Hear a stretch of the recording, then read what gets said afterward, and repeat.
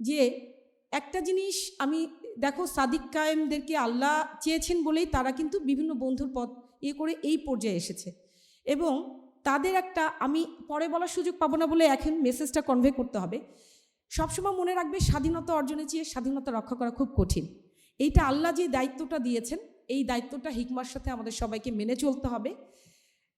দেশি বা আন্তর্জাতিক যে কোনো ক্ষেত্রে আমি ব্যক্তি হিসেবে না, রাষ্ট্রের একজন প্রতিনিধি হিসেবেও যদি আমার যে নিয়ামতগুলো আল্লাহ দিয়েছেন তার বিলিয়ে দিতে চাই, তাহলে আমাকে কি করতে হবে? আদর্শ মানুষ হতে হবে।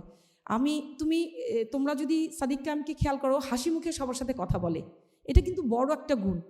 আমি বলবো আমার সময় শেষের দিকে খুব ভালো লেগেছে। আমি মনে করি আজকে আমি এখানে দাঁড়িয়ে আছি, মেহরাবকে বলছিলাম আসার পরে যে এটা কিন্তু রিজেকের একটা অংশ। আমি নিজেও কিন্তু কোনোদিন চিন্তা করিনি যে এরকম একটা প্ল্যাটফর্মে কথা বলবো, এরকম ফ্রেশার্সদের সামনে আমার বলার তৌফিক আল্লাহ দিবেন। সেজন্য আবারও আল্লাহর শুকরিয়া আদায় করছি। তোমরা সবাই খুবই মানবিক ডাক্তার হও।